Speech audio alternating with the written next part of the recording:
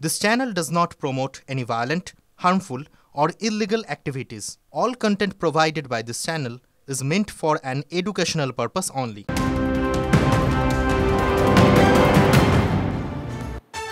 নমস্কার, টিভি9 বাংলায় আপনাদের সকলকে স্বাগত। নিউজ অ্যাট 2 নিয়ে আপনাদের সঙ্গে আমি মঞ্জিরা। শুরুতেই নজর রাখবো টিএমসিপির মঞ্চ, কারণ সেই মঞ্চ থেকে মমতা বন্দ্যোপাধ্যায়, মুখ্যমন্ত্রী মমতা বন্দ্যোপাধ্যায়ের মুখে চ্যালেঞ্জের সুর। মাসকট স্পিন কন্ট্রোল ল্যাবের পরীক্ষায় এটি প্রমাণিত। কেয়াসেট আলোপেক্স পেন্টা অ্যাক্টিভ নতুন চুল গজাতে সাহায্য করে, চুল পড়া বন্ধ করে। Keya Seth alopex penta active 10 hair fall প্রবলেমের একমাত্র সলিউশন।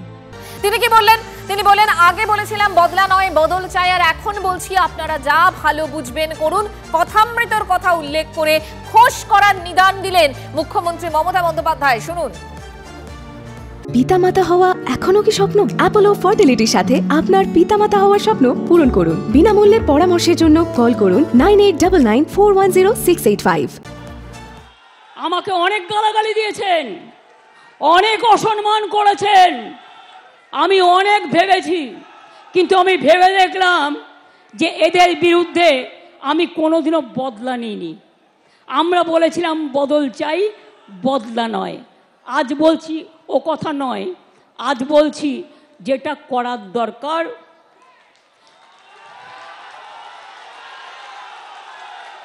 সেটা আপনারা ভালো বুঝে করবেন। আমি অশান্তি চাই না, কিন্তু কুৎসব প্রচার চক্রান্ত করে যে আপনাকে রোজ কামড়াচ্ছে, আপনি তাকে কামড়াবেন না, কিন্তু ফস্ত করতে পারেন। রামকৃষ্ণ পরমহংসদেব বলেছিলেন, একটা গোখরে সাপ তার কাছে গিয়ে বলেছিল, ঠাকুর তুমি তো আমাকে কামড়াতে বারণ করেছো, আমি কাউকে কামড়াই না, কিন্তু আমাকে অনেকে ইট মারে, আমার রক্ত পড়ে, আমার খুব কষ্ট হয়। ঠাকুর বললেন, শোনো, তোমাকে আমি কামড়াতে বারণ করেছি, তোমাকে আমি ফোঁস করতে বারণ করিনি। আগামী দিন আপনাদের কাজ হচ্ছে চক্রান্তকারীদের মুখোশ খুলে দিয়ে ফোঁস করতে শিখুন, ফোঁস করতে শিখুন, ফাঁস করে দিন। শোনালাম আপনাদের মুখ্যমন্ত্রী মমতা বন্দ্যোপাধ্যায়ের বক্তব্য। টিএমসিপির মঞ্চ থেকে আজ এমনটাই বলেছেন মুখ্যমন্ত্রী মমতা বন্দ্যোপাধ্যায়। আমরা রিয়াকশন নেওয়ার চেষ্টা করব এই মুহূর্তে। আমার সঙ্গে রয়েছেন বিজেপির রাজ্যসভার সাংসদ শ্রমিক ভট্টাচার্য। শ্রমিকদা, আজকে মুখ্যমন্ত্রী মমতা বন্দ্যোপাধ্যায় বললেন যে এতদিন আমরা বলেছিলাম বদলা নয় বদল চাই, এখন তিনি বলছেন সাধারণ মানুষের উদ্দেশ্যে বা তাদের কর্মী সমর্থকদের উদ্দেশ্যে যা ভালো বুঝবেন করুন। ফোঁস করার কথা বলছেন মুখ্যমন্ত্রী স্বয়ং। কিসের ইঙ্গিত শ্রমিকদা? কিছু না বলে শুধু রবীন্দ্রসঙ্গীত বাজাতে বলেই 2016 সাল থেকে আজ পর্যন্ত 217 জন বিজেপি কর্মীকে খুন করেছেন। এবার বলছেন সাধারণ মানুষের উপরে ঝাঁপিয়ে পড়ো। যারা প্রতিবাদ করছেন, আন্দোলন যখন সর্বব্যাপী হয়ে গেছে, সর্বস্পর্শী হয়ে গেছে, মানুষ যখন তৃণমূলকে উৎপাটিত করতে চাইছে, তখন উনি সমস্ত ব্যবস্থা ছেড়ে রাজ্যের মুখ্যমন্ত্রী হিসেবে তিনি যে বক্তব্য রাখলেন, নিঃসন্দেহে এটা ইঙ্গিতবাহী। আমাদের আরো কর্মী খুন হবে আমরা ধরে নিচ্ছি, আমাদের আরো কর্মী ঘরছাড়া হবে, আরো কর্মীদের বাড়িতে আগুন লাগবে, কিছু নিরপরাধ মানুষ আক্রান্ত হবেন, কিন্তু তারপরেও এই আন্দোলনকে উনি ঠেকাতে পারবেন না। ওই ফোঁস করুন আর কামড়াতে চান, এ সমস্ত শব্দবন্ধ দিয়ে তিনি তৃণমূল কংগ্রেসের কর্মীদের আর বেশি উজ্জীবিত করতে পারবেন না। কারণ তৃণমূল কংগ্রেসের কর্মীরা গ্রামগঞ্জে আতঙ্কে আছেন। যেভাবে জনরোষ তৈরি হয়েছে, যেভাবে তৃণমূল কংগ্রেসের কর্মীর বাড়ির স্ত্রী, নেতা স্ত্রী পর্যন্ত মোমবাতি হাতে নিয়ে রাস্তায় নেমেছেন, তাতে সেও জানেন যে তারও নিরাপত্তার অভাব। শুধু বাইরে নয়, ঘরের ভিতরে স্ত্রী মেয়ে, তাকেও হয়তো ভবিষ্যতে ছাড়বে না। সুতরাং এ ধরনের বক্তব্যের আর কোনো প্রতিষ্ঠা জনমনে নেই, অত্যন্ত উস্কানিমূলক, প্ররোচনামূলক। শ্রমিকদা নিরাপত্তার প্রসঙ্গ বলছেন, তাতে উনি বলছেন যে ধর্ষণ বিরোধী আইন আনুক, এবং এটা অভিষেক বন্দ্যোপাধ্যায়ের মুখেও শোনা গেছে। ধর্ষণ বিরোধী আইন তো এসেছে, সেটাই তো উনি ফাস্ট ট্র্যাকের কথা বলছেন, কিন্তু সেটার বিরোধিতা করছেন কেন ন্যায় সংহিতা? তার লাগু হওয়াটা যাতে তাড়াতাড়ি যাতে লাগু করার ব্যবস্থা করা হয়, সেই আন্দোলনটি তো নীতিগতভাবে উনি বিরোধিতা করছেন।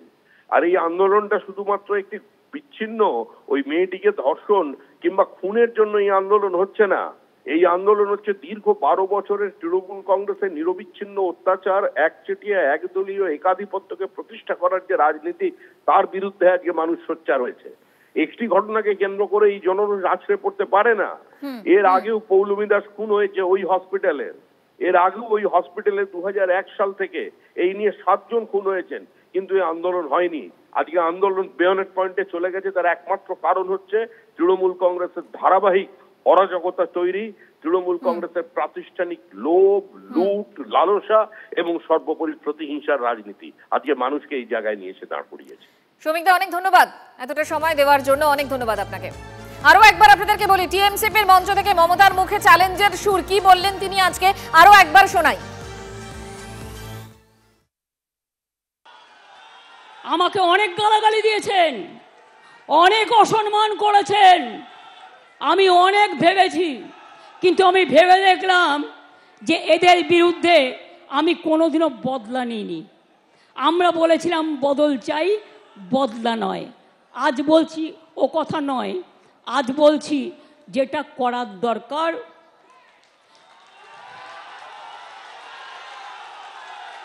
সেটা আপনারা ভালো বুঝে করবেন। আমি অশান্তি চাই না, কিন্তু উৎসব প্রচার চক্রান্ত করে যে আপনাকে রোজ কামড়াচ্ছে, আপনি তাকে কামড়াবেন না, কিন্তু ফস্ত করতে পারেন।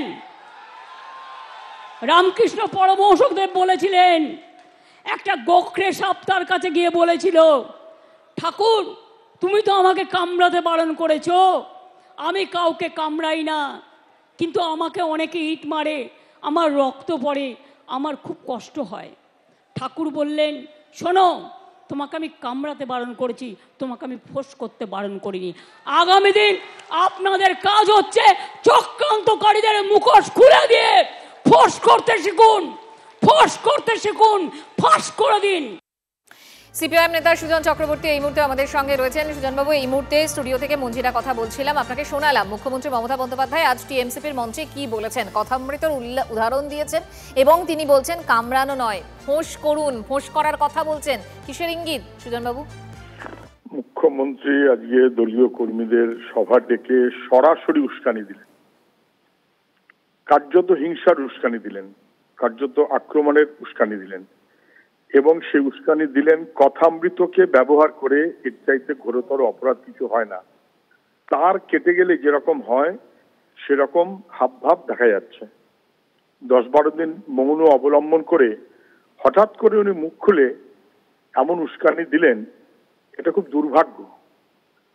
উনি যা বলছেন তো ওনাকেই তো উত্তর দিতে হবে যে কেন কামদুনি বিচার পায়নি, কেন পার্ক স্ট্রিট বিচার পায়নি, কেন হাঁসখালি বিচার পায়নি, কেন প্রতিদিনের অসংখ্য ঘটনা বিচার পাচ্ছে না।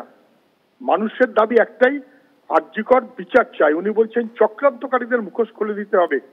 আরজিকরের চক্রান্তকারী কারা, তথ্য লোপাটের চক্রান্ত করেছে কারা, তার পিছনে কারা, এই মুখোশ খুলে দেবার যোগ্যতা ওনার থাকলে লোকে খুশি হতো।